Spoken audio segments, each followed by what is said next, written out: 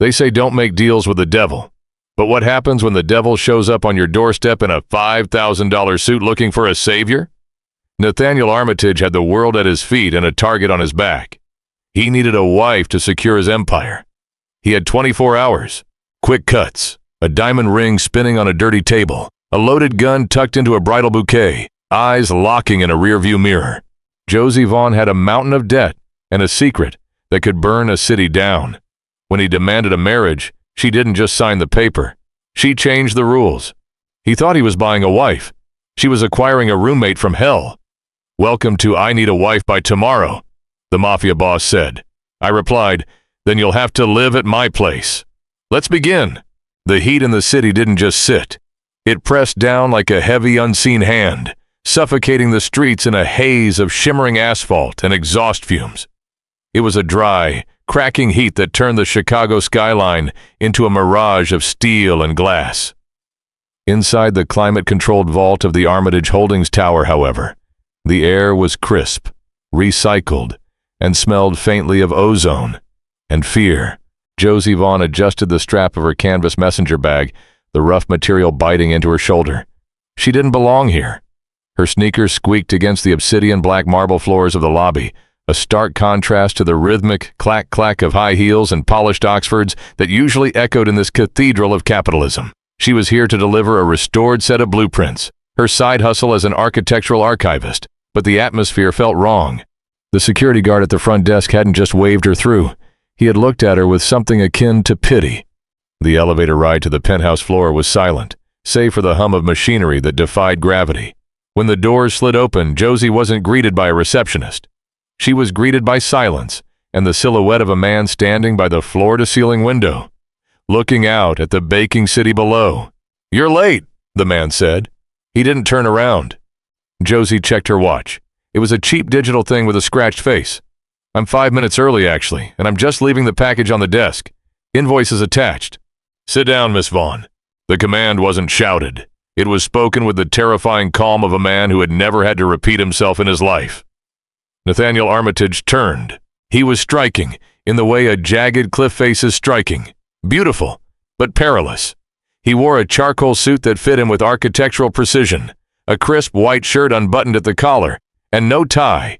His eyes were dark, devoid of warmth, scanning her not as a person, but as a variable in a complex equation he was trying to solve.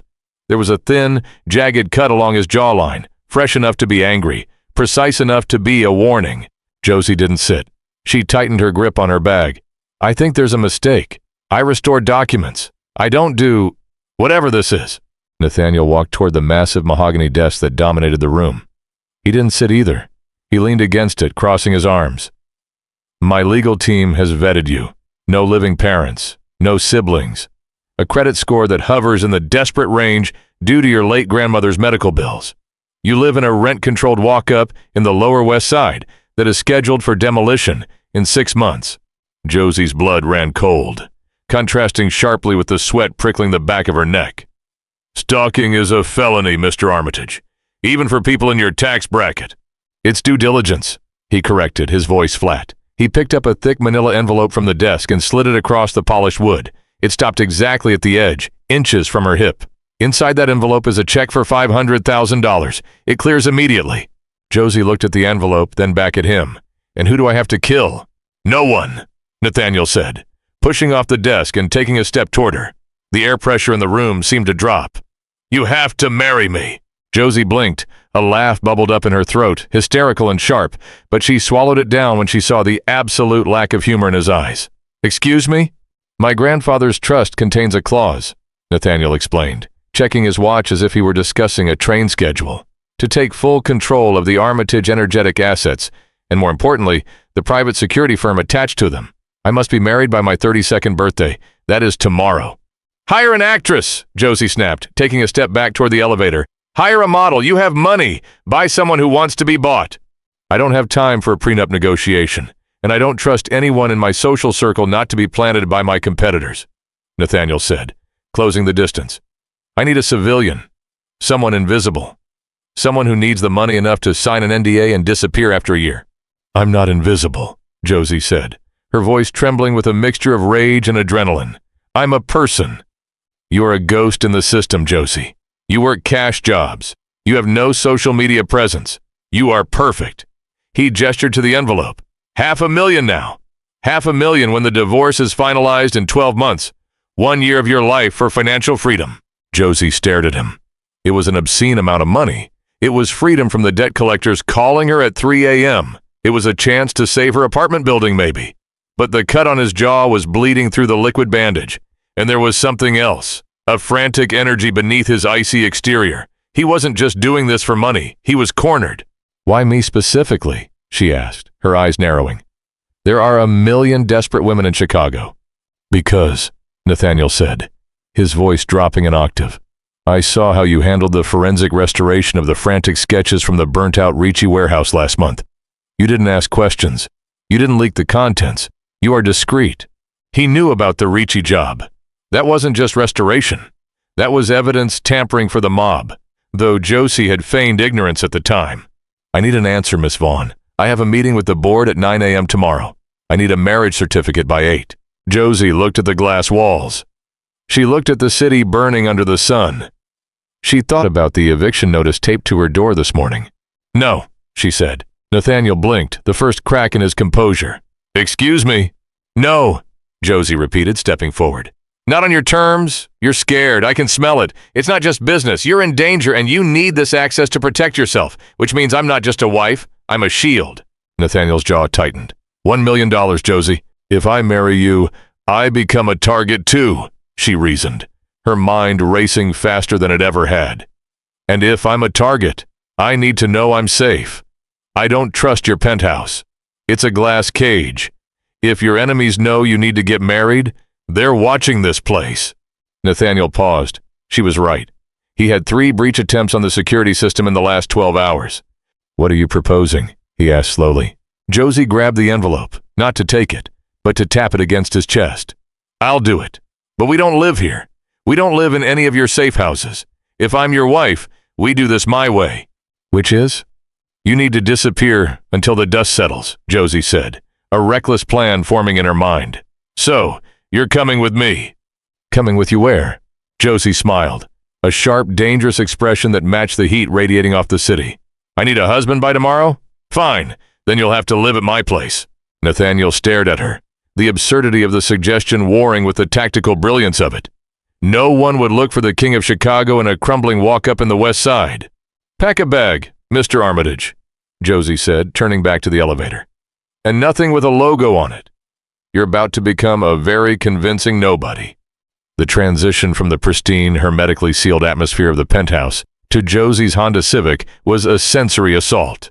The car smelled of old coffee and vanilla air freshener that had long since given up the ghost.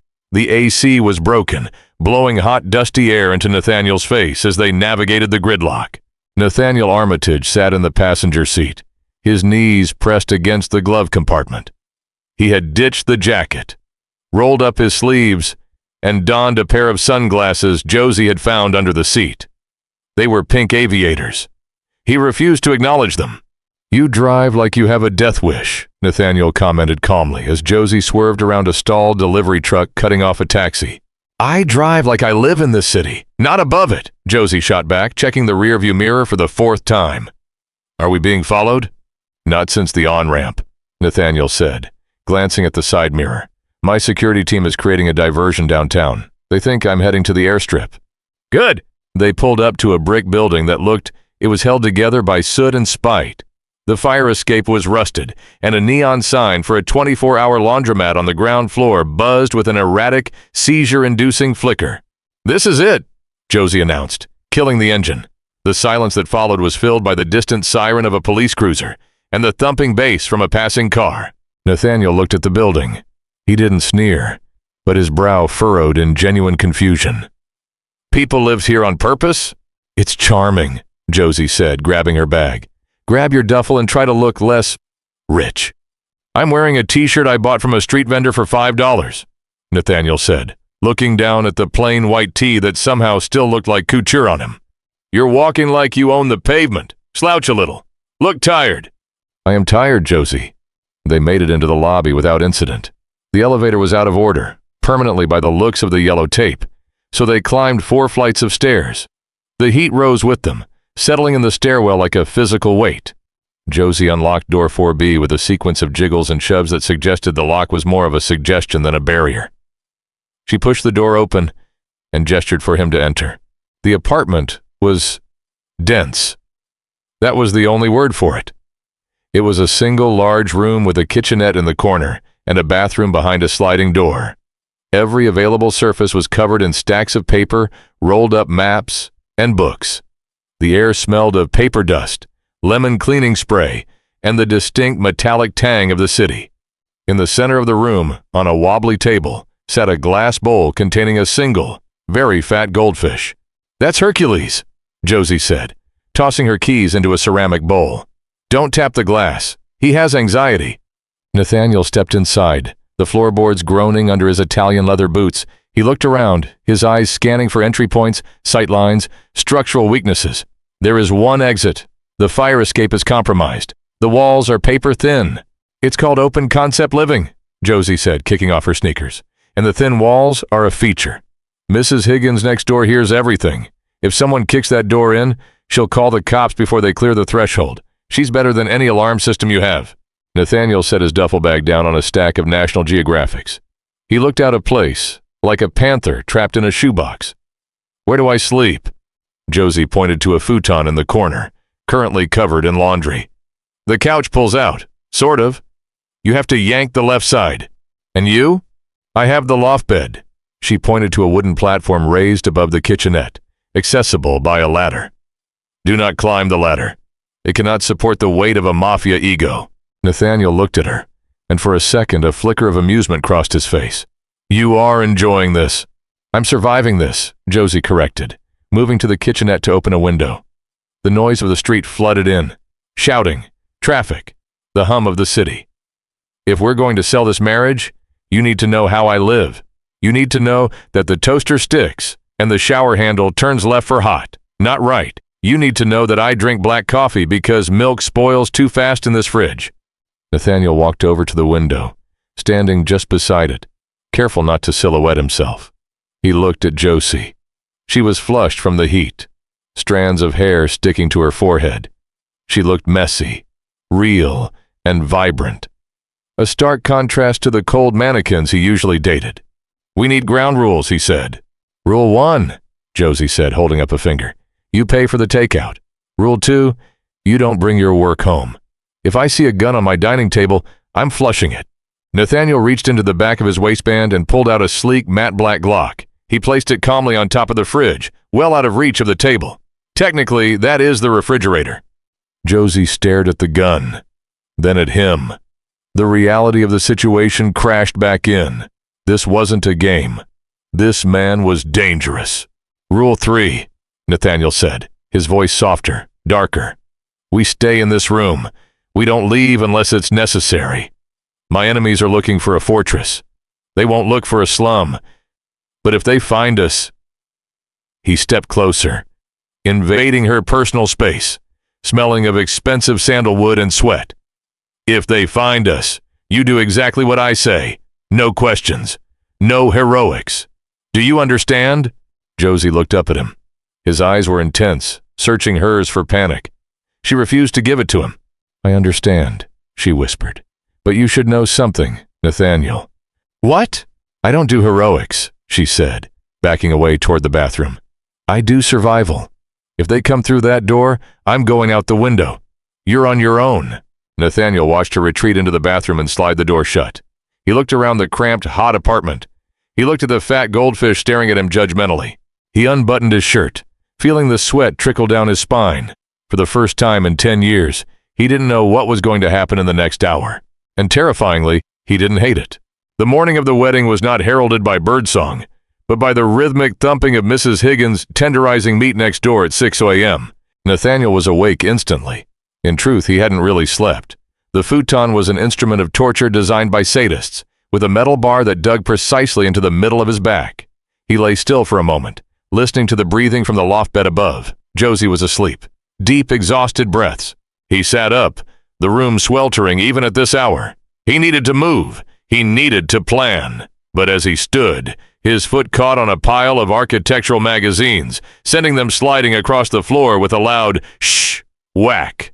"Don't move," a sleepy husky voice came from above. Nathaniel froze. "It's me." "I know it's you," Josie groaned, peering over the edge of the loft. Her hair was a bird's nest of tangles. "I have a bat up here. Muscle memory." "Comforting," Nathaniel muttered, stepping over the mess. "Get up. We have an appointment at City Hall in 2 hours, and you need to look like you love me." "I need coffee before I can look like I tolerate you," she retorted, disappearing back into the sheets. 2 hours later, they stood in the sterile, fluorescent-lit hallway of the Cook County Clerk's office. The air conditioning here was ferocious, freezing the sweat on Josie's skin. She wore a simple white sundress she dug out of the back of her closet. It was slightly wrinkled, but it looked intentionally bohemian.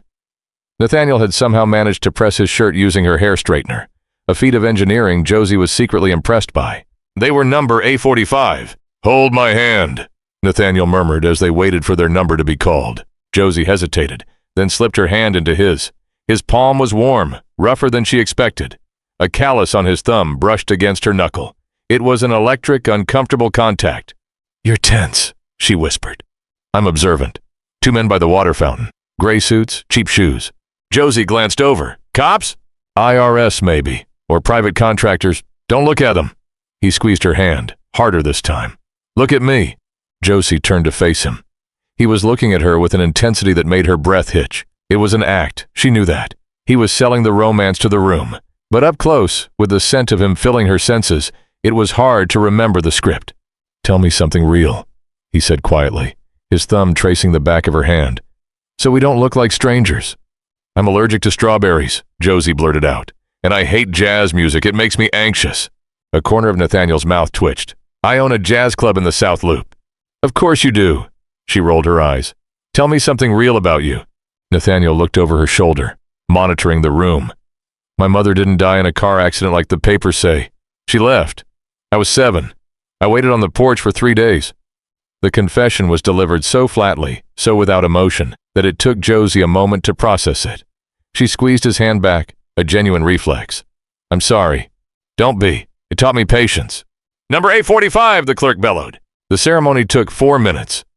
No vows, just legal affirmations. The clerk, a woman named Barbara who looked like she wanted to be anywhere else, stamped the license with a heavy thud.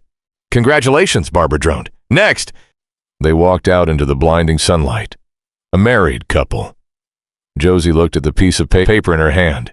It felt flimsy, insignificant, but as they reached the sidewalk, Nathaniel's demeanor shifted instantly. He grabbed her elbow, steering her sharply to the left. "Don't go to the car." "What? Why?" "The men from the lobby. They're outside, 3 o'clock. Move." He propelled her into the crowd of morning commuters. They weren't running, but they were walking with a lethal purpose. Josie's heart hammered against her ribs. "Nathaniel, my car is burned," he said curtly. "Figuratively, we can't go back to it. They have the plate."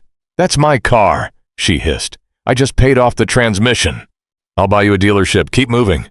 They ducked into a subway station, the smell of urine and stale pretzels assaulting them. Nathaniel vaulted the turnstile, pulling Josie over with him before she could swipe her card. They sprinted down the stairs just as the train rumbled into the station. They squeezed into a crowded car, pressed tight against the doors.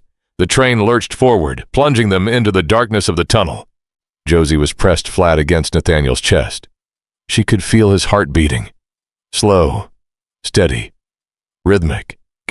He wasn't panicked. He was in his element. "Who were they?" she whispered, her face inches from his collarbone. "Associates of my uncle," Nathaniel murmured, his lips brushing her ear so no one else could hear. "He's the one contesting the will. He doesn't want me married. He wants me dead." Josie pulled back slightly to look at him. "You said competitors. You didn't say family?" "In my world, there is no difference." The train screeched around a corner, the lights flickering off. In the momentary darkness, Nathaniel shifted his stance, placing his body between her and the rest of the car, shielding her. "They know we were at City Hall," Nathaniel said in the dark, "which means they know I made the deadline. The game has changed, Josie." "How?" The lights flickered back on. Nathaniel looked down at her, his eyes hard, apologetic, and terrifying. "Now they don't just need to stop a wedding," he said. Now they need to make you a widow."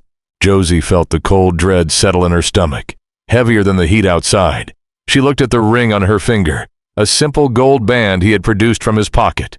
It wasn't a symbol of love. It was a target. "We can't go back to my apartment," she realized. "If they found the car—" "No," Nathaniel corrected. "The apartment is still safe. It's under a shell corporation's lease you don't know exists. The car was registered to you. They tracked you to the hall, not from the house. So we go back?" "We go back. We hunker down, and we wait for the lawyers to certify the marriage. And then, Nathaniel said, checking the reflection in the subway window, "I take back my city, and I buy you a new Honda." Josie rested her head against his chest, listening to the steady beat of his heart. She closed her eyes. "Make it a Porsche," she whispered. "Done." The heat wave had turned Josie's apartment into a convection oven. It had been 24 hours since the subway escape. 24 hours of confinement in a room that was never designed for two people, let alone two people who occupied opposite ends of the moral spectrum. Nathaniel Armitage was pacing. For a man who commanded a global empire, his inability to sit still was maddening. He had paced the length of the room, 12 steps, exactly 400 times in the last hour. Josie knew this because she was counting. It was the only way to stop herself from throwing her stapler at his head. "Can you please?" Josie gritted out, staring at the architectural schematic on her drafting table. "Stop vibrating. You're making the air hotter." Nathaniel stopped mid-stride by the window, peering through the slit in the blinds.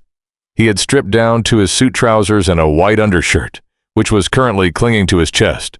The sight was objectively distracting, a fact Josie was trying very hard to ignore.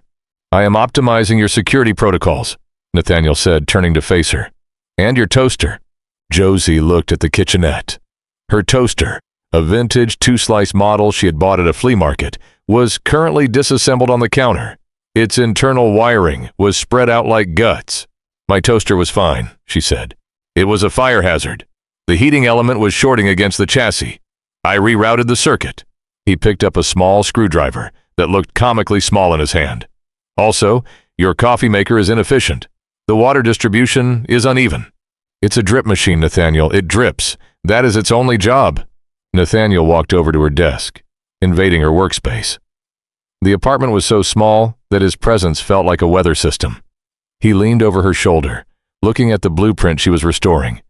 It was an old layout for the First National Bank building, dated 1922.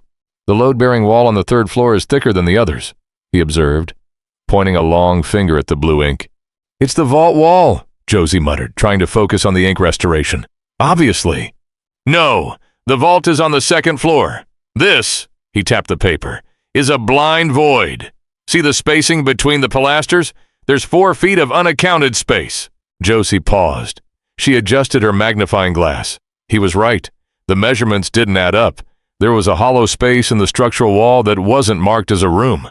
"It's a prohibition hidey hole," Josie realized, a spark of professional excitement cutting through her annoyance.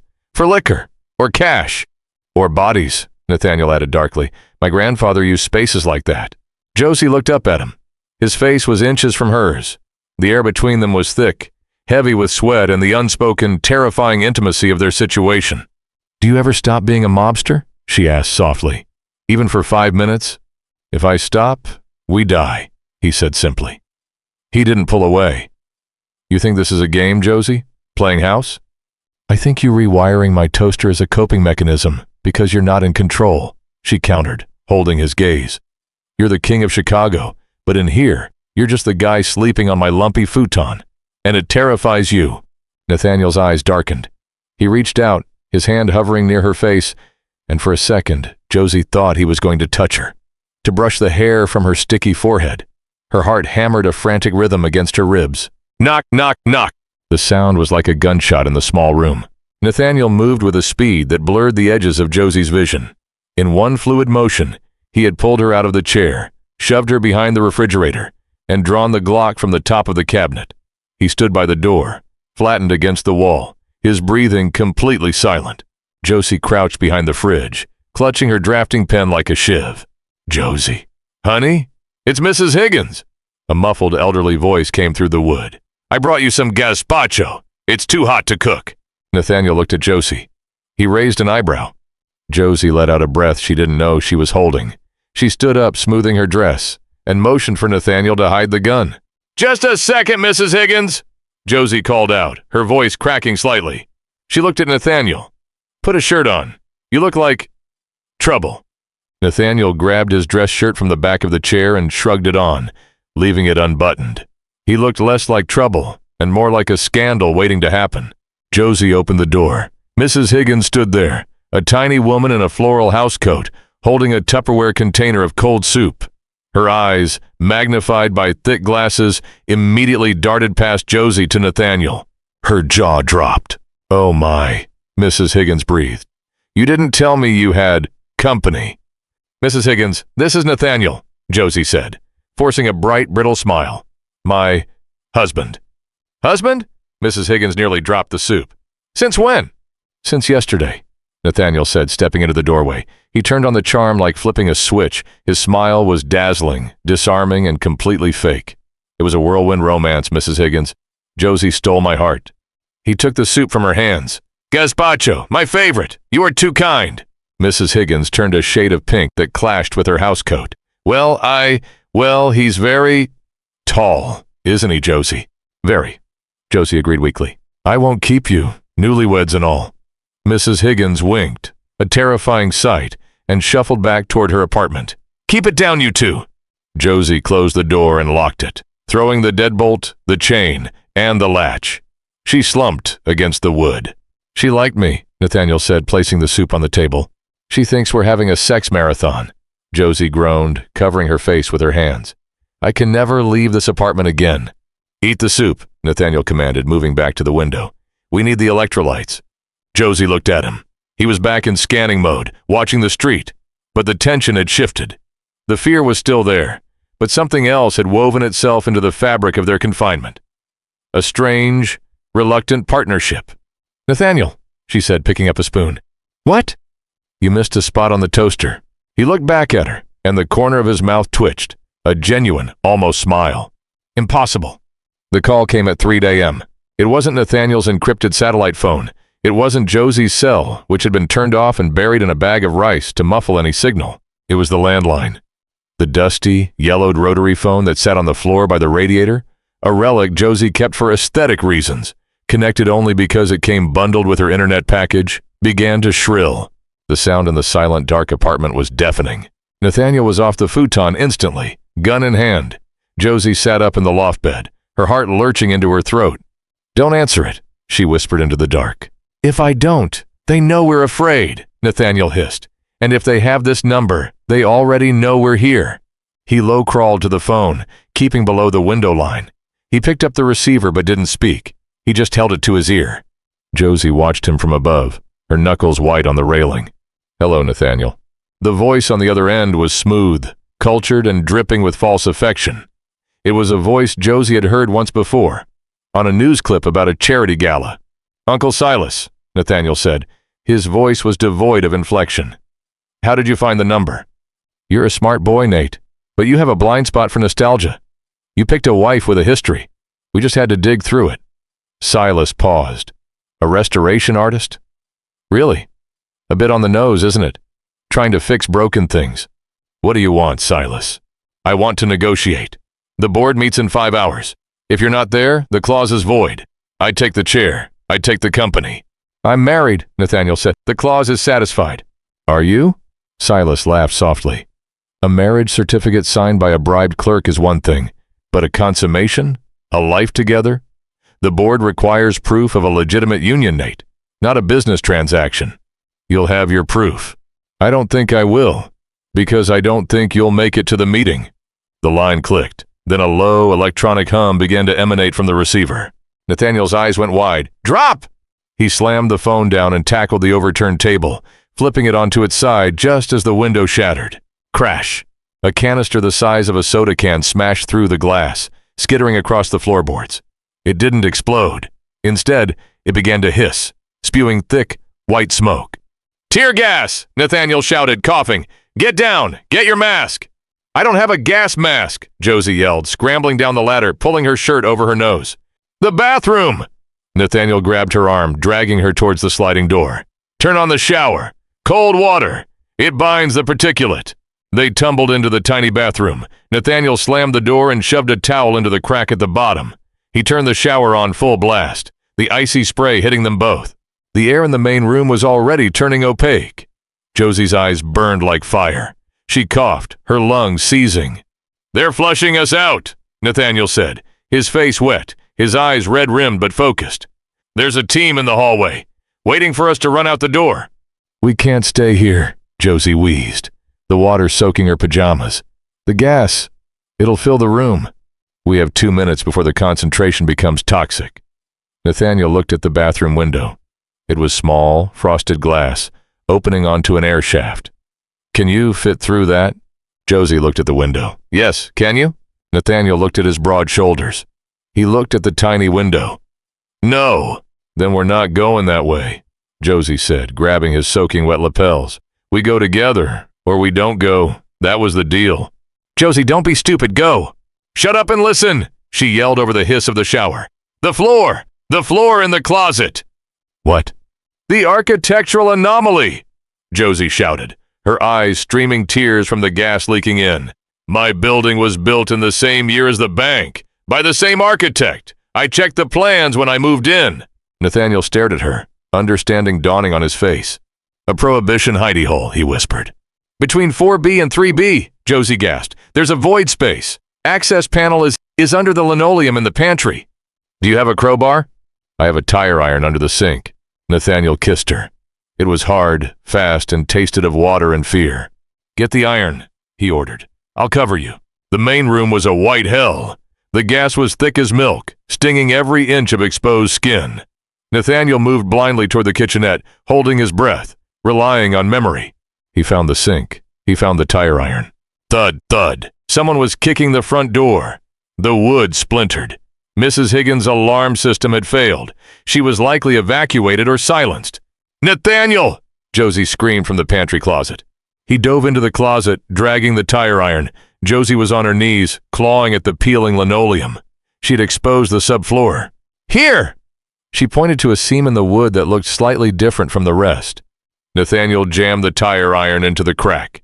He hauled back with all his strength, his biceps strained, veins popping in his neck. Crack! The board gave way with a screech of rusted nails. Below was darkness, a drop of about 4 feet into a crawl space between the floors. The front door of the apartment crashed open. "Clear the room! 2 targets!" A voice barked through a filtration mask. Heavy boots crunched on the glass. "Go," Nathaniel whispered, shoving Josie toward the hole. She dropped down, disappearing into the dust. "I'm okay! Jump!" Nathaniel looked back at the swirling smoke. He saw the red laser sights cutting through the fog. He didn't fire. A gunshot would give away their position instantly. Instead, he grabbed the canister of tear gas from the floor, burning his hand on the hot metal, and lobbed it back toward the door. "Enjoy the soup," he muttered. He dropped into the hole, pulling the loose floorboards back into place above his head, just as a burst of automatic gunfire shredded the pantry door. Darkness, absolute suffocating darkness. They were in a space no higher than 3 feet. It smelled of 80-year-old dust and dry rot. "Josie?" Nathaniel whispered. "I'm here," she breathed. Her hand found his in the dark. She was shaking. "We need to move," he whispered. "They'll check the floor eventually. Where does this go?" "It runs the length of the building," Josie whispered back. "It connects to the old coal chute in the basement." "Basement? Good, lead the way." They crawled. It was a nightmare of splinters and cobwebs. The space was so tight Nathaniel's shoulders brushed the beams on either side. He could hear the heavy footsteps of the tactical team directly above them, searching the apartment. "Stomp, stomp, stomp!" "They're not finding us," Nathaniel whispered, more to himself than her. "They think we went out the window." "Shh!" Josie stopped. Silence. Then a creak. Not from above, from ahead of them. Someone else was in the crawl space. Nathaniel froze. He reached for his gun, but in the cramped space, he couldn't draw it effectively. "Who's there?" A voice rasped from the darkness ahead. It wasn't a soldier, it sounded like a chain smoker. Josie gasped. "Mr. Henderson?" A lighter flickered to life ahead of them, illuminating a haggard face with a gray beard. It was the tenant from 4C. He was sitting cross-legged in the crawl space, surrounded by empty liquor bottles. "Josie?" Mr. Henderson squinted. What are you doing in my drinking hole? Mr. Henderson, we need to get to the basement, Josie hissed. There are bad men upstairs. Building inspectors? Henderson scowled. I knew it. They want my rent control. Yes, Nathaniel improvised, his voice low and urgent. Inspectors, they have guns. We need to get to the coal chute. Follow me, Henderson grunted, extinguishing the lighter. Watch out for the nails. The surreal nature of the moment. Crawling through a prohibition tunnel with a drunk neighbor while mercenaries destroyed his wife's apartment was not lost on Nathaniel. If they survived this, he was going to buy this entire building and burn it to the ground, then build a shrine. They reached the coal chute after what felt like an eternity. Henderson kicked open a rusted hatch, and they tumbled out onto a pile of coal dust in the basement boiler room. The air was cooler here, damp and smelling of oil. Nathaniel stood up, brushing the soot from his suit. He looked like a chimney sweep, but his eyes were cold steel. He checked his gun. Full mag. Henderson, Nathaniel said, pulling a wad of wet cash from his pocket. Go to the diner down the street. Stay there until tomorrow. Henderson looked at the money. You're a good kid, Josie. You married rich. He shambled off toward the service exit. Okay, Nathaniel said, turning to Josie. She was covered in soot, her dress ruined, her hair matted. She looked magnificent. We're out, Josie said, wiping her eyes. Now what? Your uncle thinks we're trapped upstairs. Now, Nathaniel said, checking the time on his waterproof watch. We go on the offensive. The board meeting is in 3 hours. You can't go to a board meeting looking like that, Josie gestured to his soot-stained shirt. I don't intend to go to the meeting, Nathaniel said, a cruel smile touching his lips. I intend to crash it, but first I need a phone. Why? Because, Nathaniel said, walking toward the basement door. I'm going to call the police and report a gas leak at my uncle's penthouse. Josie stared at him, then started to laugh. It was a jagged, hysterical sound. You're petty. I'm thorough, Nathaniel corrected. He offered her his hand. Ready to leave the nest, Mrs. Armitage? Josie looked at her ruined home above them. She looked at the man who had brought a war to her doorstep. She took his hand. Get me that portion, Nathaniel, and make it red. The service elevator of the Fairmont Hotel smelled of bleach and stale flowers. It was not the entrance Nathaniel Armitage was accustomed to, but considering he was currently covered in coal dust, and his wife looked like a chimney sweep from a Dickens novel, the lobby was out of the question. Explain to me again, Nathaniel said, checking the magazine of his Glock before tucking it into the back of his ruined waistband. Why we are breaking into a hotel suite instead of going to my safe house? Because your safe house is digital, Josie said, prying open the elevator panel with the tire iron she had refused to discard. Silas has your accounts. He's tracking your biometrics. If you scan your thumb anywhere in this city, he knows. But this, she hotwired the elevator override with a bobby pin and a terrifying amount of confidence. This is analog. He can't hack a physical key. And you know there is a tuxedo in Suite 404 because I restored the original blueprints for this hotel last year, Josie said as the elevator lurched upward. And I know that the penthouse suite has a dedicated dry cleaning chute that gets stuck on the 4th floor. The staff uses 404 as overflow storage for VIP guests who leave things behind. It's a lost and found for billionaires. Nathaniel stared at her. The smudge of soot on her nose made her eyes look impossibly bright. Remind me to upgrade the security on my archives. Upgrade all you want. Paper trails never lie. They reached the 4th floor. The hallway was empty, the carpet plush under their dirty shoes. Josie led them to 404. It was locked, naturally. Nathaniel stepped forward to kick it in. Stop! Josie hissed, pushing him back. Subtlety, remember? You're a ghost. She pulled a credit card from her pocket, a maxed-out Visa, and slid it into the jam. She jiggled the handle, applied pressure with her hip, and with a soft click the door swung open. I am terrified of you, Nathaniel murmured, stepping inside. The room was filled with racks of clothing, forgotten items from the city's elite. Silk dresses, bespoke suits, cashmere coats. It was a gold mine of abandoned vanity. We have 40 minutes until the board vote, Nathaniel said, stripping off his ruined shirt. Find something that says, hostile takeover. Josie rummaged through the racks. The adrenaline was starting to fade, replaced by a bone-deep exhaustion, but she pushed it down. She found a black Givenchy gown that looked simple enough to pass for business formal, if business formal included a thigh-high slit. She held it up. It's a bit much for a morning meeting, she said. We aren't going to a meeting, Nathaniel said from the bathroom, the sound of the shower turning on. We are going to a coronation. Wear it." Josie changed quickly, scrubbing the soot from her skin in the sink while Nathaniel showered.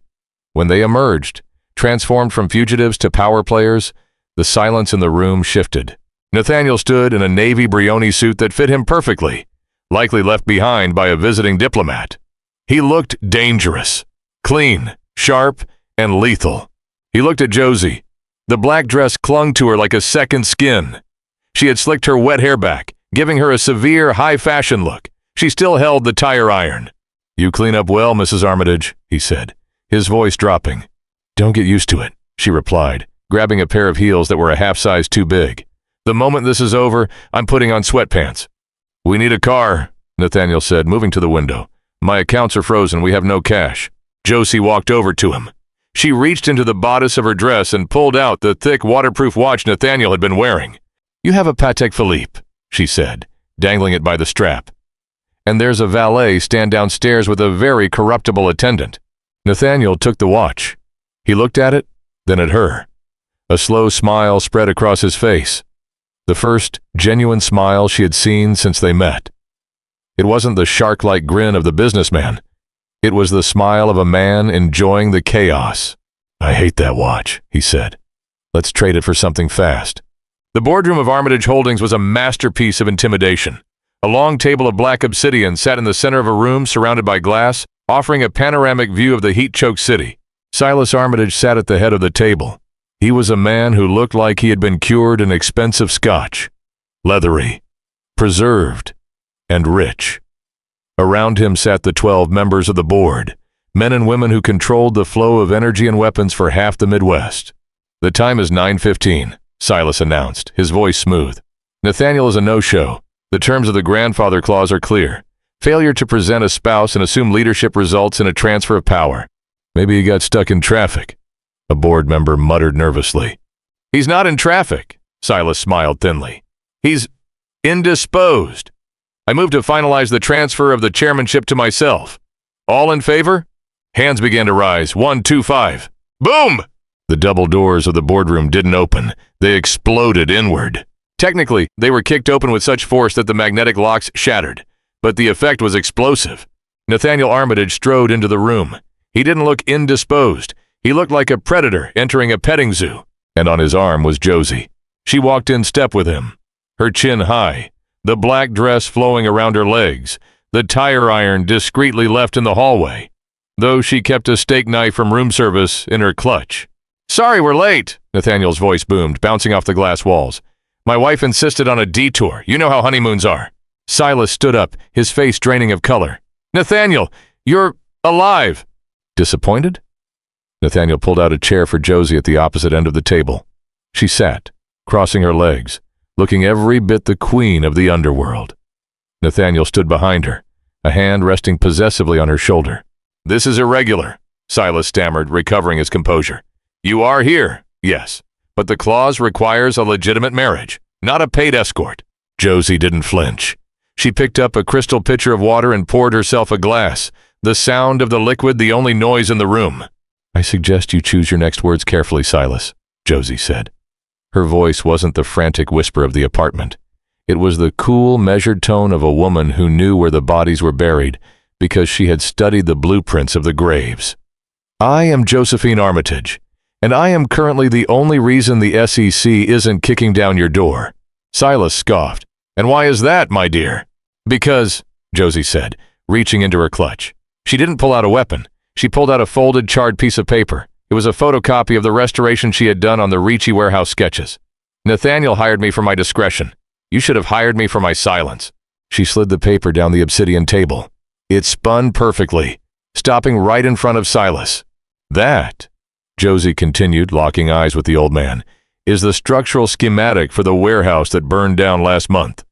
The one you claimed was an accident for the insurance money." The board members leaned in. "If you look at the bottom corner," Josie pointed, "you'll see a handwritten note in the margin. Accelerant storage, per S.A. request. S.A. Silas Armitage." The room went dead silent. "I restored the ink," Josie said calmly, taking a sip of water. "It was faded, but not gone. Nathaniel knew about it. He married me to protect the evidence, to protect the company from you. It was a lie. A beautiful, glorious, improvised lie. Nathaniel hadn't known she had the copy. He stared to the back of her head, stunned and utterly impressed. "This is a forgery," Silas hissed, crumbling the paper. "The original is in a safety deposit box that opens only with my biometric scan," Josie lied again. "If anything happens to Nathaniel, or to me, it goes to the FBI, the IRS, and the Chicago Tribune." She looked up at Nathaniel, tilting her head back to look him in the eyes. "Did I miss anything, darling?" Nathaniel's hand tightened on her shoulder. A rush of power, real power, not just authority, surged through him. "No," Nathaniel said, looking at his uncle with cold triumph. "I think you covered it." He looked at the board. "The clause is satisfied. I am married. My wife is a vital asset to this family, and my uncle is retiring, effective immediately." Silas looked around the table. He saw the shifting allegiances. He saw the fear. He realized with a sinking sensation that he hadn't just lost the company. He had been outplayed by a librarian with a forgery habit. "All in favor of the new chairman?" Nathaniel asked. Every hand went up. Silas slumped into his chair. "Get him out of my building," Nathaniel ordered the security guards who had just rushed in. "And Silas, if you ever call my house again, I won't send the police. I'll send my wife." As Silas was dragged out, shouting obscenities, the room exhaled. Nathaniel looked down at Josie. She was trembling slightly, the adrenaline crash imminent. He leaned down, his lips brushing her ear. "You are spectacular," he whispered. "I want that Porsche," she whispered back. "Convertible." The penthouse was quiet. It was 10 p.m. The sun had finally set, breaking the heat wave. A cool breeze drifted in from the lake, washing over the balcony where Josie stood. She held a glass of champagne, looking out at the city lights. It looked different from up here tonight. Less like a cage, more like a kingdom. She heard the sliding door open behind her. Nathaniel stepped out. He had ditched the jacket and tie. His sleeves rolled up. He looked exhausted, but the tension that had defined his posture for the last 2 days was gone. "The board is pacified," he said, joining her at the railing. "Silas is on a plane to a non-extradition country. We won." "We survived," Josie corrected. She took a sip of the wine. "There's a difference." "Is there?" He turned to face her. The city light reflected in his dark eyes. "I spoke to the lawyers. They drafted the divorce papers for next year, but I also had them draft the payment schedule. The first $5 million is in your account." "$5 million?" Josie frowned. "The deal was $1 million. "Hazard pay," Nathaniel said, "and a bonus for the improvisation in the boardroom. You saved the empire, Josie." "I saved my own skin. Silas would have killed us both." She set the glass down on the railing. "So, back to normal? I go to my apartment. Well, I find a new apartment. And we pretend this never happened for 364 days? Nathaniel didn't answer immediately. He looked at her hands, the hands that had restored blueprints, picked locks, and held a tire iron while crawling through a crawl space. "I went to your apartment today," he said quietly. "My team swept it. They found the goldfish." "Goldfish? Hercules is fine. He's in the kitchen." Josie blinked. "You saved my fish?" "I also had them bring your drafting table and your books." "Why?" "Because," Nathaniel said, taking a step closer, "I realized something in that crawl space. I don't like my penthouse. It's too quiet. It's too empty." "It's safe," Josie pointed out. "It wasn't safe until you got here," he countered. He reached out, his fingers grazing her jawline. The touch was tentative, asking permission. Josie didn't pull away. "The contract says we have to remain married for a year," Nathaniel said. "It says we have to live in together to maintain appearances. And I don't want you to live in the guest wing," he said, his voice rough. "I want you to live here. With me. For real." Josie's breath hitched. "Nathaniel, we're from different worlds. You're a criminal mastermind, and I restore old paper. We make a good team," he said. "You fix things. I break them. It's a balanced ecosystem." He pulled a set of keys from his pocket. They weren't house keys. They were car keys. A Porsche crest gleamed on the fob. "I keep my promises," he said, pressing the keys into her hand. Josie looked at the keys, then up at him. The danger was over, but the thrill was still there, standing on the edge of the precipice with him. "One condition," she said, her fingers curling around the keys. "Name it. If we're doing this, if we're really doing this, you don't get to rewire my toaster, and I pick the movies." Nathaniel smiled, and this time, it reached his eyes. He leaned in, closing the distance between them. Deal. He kissed her. It wasn't the desperate kiss of the pantry or the staged kiss of City Hall. It was slow, deliberate, and possessive. It was a promise. Below them, the city sparkled, oblivious to the fact that its king had just found his queen. And for the first time in history, the king was the one who was going to have to learn to compromise, especially about the toaster. And so, the architect and the boss didn't just survive the heat wave, they owned it. Josie Vaughn didn't just get a husband. She got an empire, a convertible, and a goldfish with a private security detail. Nathaniel Armitage learned the most valuable lesson of all. You can buy a company, but you can't buy the kind of woman who knows how to weaponize a tire iron. That you have to earn. Did you love Josie's quick thinking? Would you have crawled through the floorboards? Let us know in the comments below. If this story kept you on the edge of your seat, smash that like button and subscribe. We drop new romances with a twist every week. Until next time, keep your friends close and your fake spouses closer.